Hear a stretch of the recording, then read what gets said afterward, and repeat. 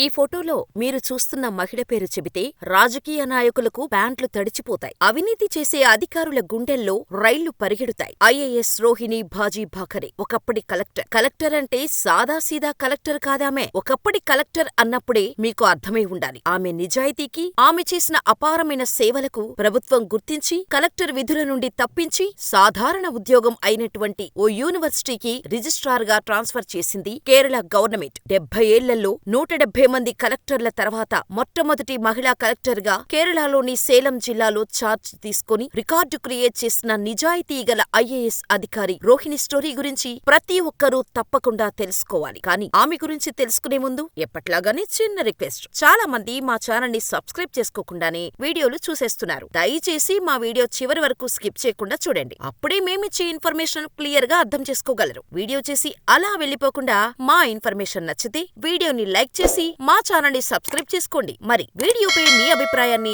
మాకు కామెంట్ చేయటం మాత్రం మర్చిపోకండి. ఇక వీడియో స్టార్ట్ చేసేద్దాం. ఐఏఎస్ రోహిణి స్టోరీ తెలుసుకోవాలంటే ముందు ఆమె ఐఏఎస్ ఎలా అయిందో తెలుసుకోవాలి. రోహిణి 1986 డిసెంబర్ నెలలో మహారాష్ట్రలోని షోలాపూర్ జిల్లాలో జన్మించింది. ఆమె తండ్రి పేరు రామదాసు. రోహిణికి 90 ఏళ్ల వయసున్నప్పుడు జరిగిన ఒక సంఘటన ఆమెను ఐఏఎస్ ఆఫీసర్ గా మార్చింది. అదేంటంటే రోహిణి తండ్రి రామదాసు చిన్న రైతు. చిన్న సన్నకారు రైతులు ప్రభుత్వం ఇచ్చే పథకాల కోసం ఎప్పటికప్పుడు పడిగాపులు కాస్తూనే ఉంటారు. అలాగే రోహిణి తండ్రి కూడా చాలాసార్లు ప్రభుత్వం నుండి తనకు అందే పథకాలను పొందటానికి చాలా ప్రయత్నించినప్పటికీ తనకి ఏ ఒక్కసారి కూడా పథకాలు దక్కలేదు. తండ్రి ఆ స్కీములను పొందుటకై ఆకలి చంపుకొని జేబులు ఖాళీ చేసుకొని కాళ్లరిగేలా తిరిగినా తన తండ్రి పడిన కష్టాలను దగ్గరుండి చూసిన రోహిణి ఓ రోజు తన తండ్రిని ఒక ప్రశ్న అడిగింది. నాన్నా, నీకు దక్కే ప్రయోజనాల కోసం ఇంత కష్టపడుతున్నావు, అయినా ఏ ఒక్కటి కూడా పొందలేకపోయావు. అసలు నీకు వాటిని అందేలా చేసే బాధ్యత ఎవరిది నాన్నా అని అడిగింది. దాంతో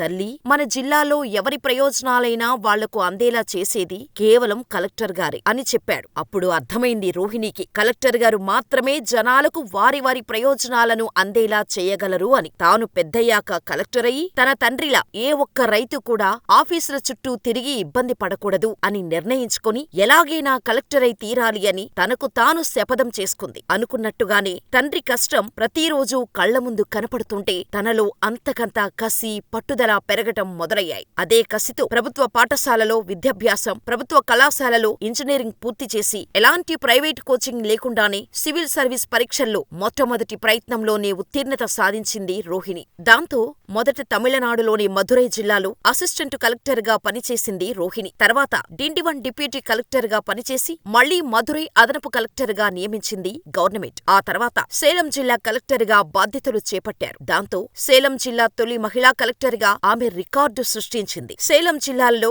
గత 70 ఏళ్లుగా 170 మంది కలెక్టర్లుగా విధులు నిర్వహించినప్పటికీ ఒక మహిళ కూడా కలెక్టర్ గా సేలం జిల్లాలో పనిచేయలేదు. కానీ మొట్టమొదటి మహిళా కలెక్టర్ సేలం జిల్లా కలెక్టర్ గా చేసిన సేవలు అపారం. సేలం జిల్లాలో కలెక్టర్ గా ఉన్నన్ని రోజులు రాజకీయ నాయకులకి కొమ్ము కాయకుండా పలానా సామాన్య ప్రజలకు కష్టం ఉందని తెలిసిన మరుక్షణమే వాళ్ల ముందు వాలిపోయేది. రైతుల సమస్యల పరిష్కరించటానికి స్వయంగా తానే ఆ రైతుల దగ్గరకు వెళ్లేది. ప్రతి రైతులో రోహిణికి ఇతను తండ్రే కనిపిస్తారు అంటుంది. ప్రభుత్వం నుండి ఎలాంటి సహాయ సహకారాలు అందాలన్నా, ఎలాంటి పథకాలు, ప్రయోజనాలు సామాన్య ప్రజలకు చేరాలన్నా వెంటనే వాటి గురించి తెలుసుకొని శాంక్షన్ చేసేది. ప్రజలు తమ హక్కులను, ప్రయోజనాలను పొందటంలో ఎప్పటికప్పుడు కంటిమీద కునుకు లేకుండా పనిచేసేది. ఓసారి ఓ ప్రభుత్వ స్కూల్ని తనిఖీ చేయటానికి వెళ్ళింది రోహిణి. కానీ ఆ స్కూల్లో మాత్రం పిల్లలకు క్లాసులు వినడం మానేసి గ్రౌండ్లో ఆడుకుంటూ ఉండటం గమనించింది. దాంతో లోపలికెళ్లి చూసిన రోహిణి ఆ స్కూల్లో పాఠాలు చెప్పటానికి టీచర్లు లేరని అర్థం చేసుకుని ఆ రోజంతా వాళ్లకు క్లాసులు తీసుకుంది. సాధారణంగా అయితే అక్కడి నుండి వెళ్లి డీఈఓనో, ఎంఈఓనో ఎవరినో ఒకరిని సంజాయిషీ అడగాలి. కానీ అలా చేయకుండా పిల్లలకు రోజంతా క్లాసులు చెప్పి వాళ్లతోనే లంచ్ కూడా చేసింది. రేపటి నుండి మీకు టీచర్లు వచ్చి క్లాసులు తీసుకుంటారు అని చెప్పి అక్కడి నుంచి వెళ్లిపోయింది. కానీ ఒక స్కూలుకి గాని, గ్రామానికి కానీ కలెక్టర్ వస్తే ప్రోటోకాల్ ఎలా ఉంటుందో అందరికీ తెలిసిందే. 2 పోలీస్ కార్లు, స్థానిక మండల రెవెన్యూ అధికారులు, ఆ ఆఫీసర్లు, ఈ ఆఫీసర్లు అంటూ ఒక 20 మందైనా వస్తారు. కానీ ఆ రోజు మాత్రం ఎవ్వరికీ తెలియకుండా సైలెంటుగా వచ్చి కలెక్టర్ అని కూడా చెప్పకుండా క్లాసులు తీసుకుని పిల్లలతో మాట్లాడి ఆ స్కూల్ గురించి పూర్తి సమాచారాన్ని తెలుసుకుని వెళ్ళింది. చెప్పినట్టుగానే మరుసటి రోజు నుండి ఆ స్కూల్లో టీచర్లు వచ్చి క్లాసులు తీసుకోవడం స్టార్ట్ చేశారు. కానీ అప్పటి వరకు ఆ పిల్లలకు వచ్చింది ఎవరో కూడా తెలియదు. ఇక ఆమె ట్రాన్స్ఫర్ గురించి చెప్పుకుందాం. అయితే జనం కోసం పనిచేసే ఏ ప్రభుత్వ అధికారికైనా రాజకీయ నాయకులతో ఖచ్చితంగా వైరం ఉంటుంది. రోహిణి విషయంలో కూడా అదే జరిగింది. 2017లో జిల్లా కలెక్టర్గా బాధ్యతలు తీసుకున్న రోహిణి 2019లో ట్రాన్స్ఫర్ చేయబడింది. అది కూడా తమిళనాడు సంగీత విశ్వవిద్యాలయానికి రిజిస్ట్రార్గా. దాని వెనక ఉన్నది సాక్షాత్తు ముఖ్యమంత్రి గారే కావడం విశేషం. అయితే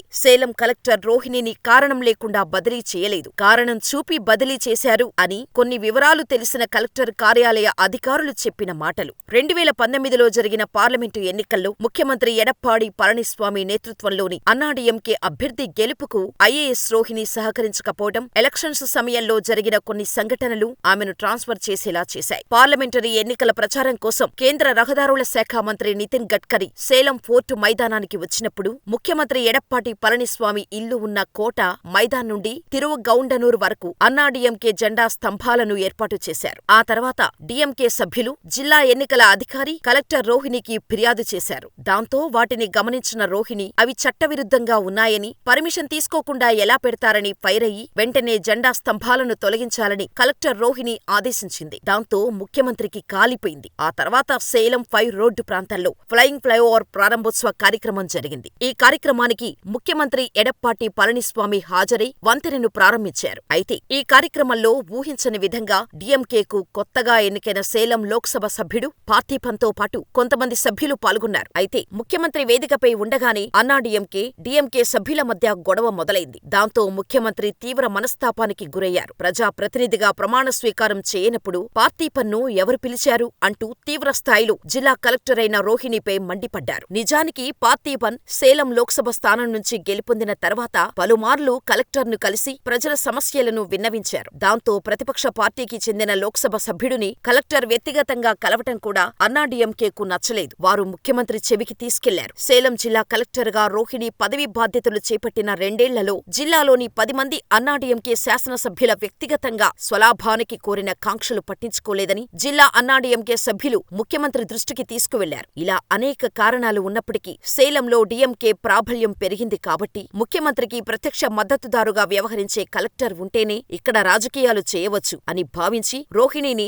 అస్సలు ప్రజల మధ్యకు వెళ్లకుండా ప్రజల సమస్యలు తీర్చటానికి తన అధికారంతో పని లేకుండా చేశారు. ఇప్పుడు రోహిణి ఉన్నత విద్యాశాఖ జాయింట్ సెక్రటరీగా పనిచేస్తున్నారు. నిజాయితీగా సేవ చేయటానికి వచ్చిన రోహిణికి ఇలాంటి అధికారం ఇవ్వటంలో ఆశ్చర్యమేమీ లేదు. ఎందుకంటే చాలా మంది నిజాయితీ పరులకు దక్కే అరుదైన గౌరవం ఇదే. మరి రోహిణి స్టోరీపై మీ అభిప్రాయాన్ని మాకు కామెంట్ చేయండి. ఇలాంటి interesting informational real life stories కోసం మన ఛానల్ ని సబ్స్క్రైబ్ చేసుకుని పక్కనే ఉన్న బెల్ ఐకాన్ కొట్టేసి నోటిఫికేషన్ ఆన్ లో పెట్టుకోండి. మరో గొప్ప వ్యక్తి కథతో మళ్ళీ కలుద్దాం. అప్పటి వరకు ఇక్కడున్న ఈ స్టోరీస్ పై కూడా ఓ లుక్కేసేయండి.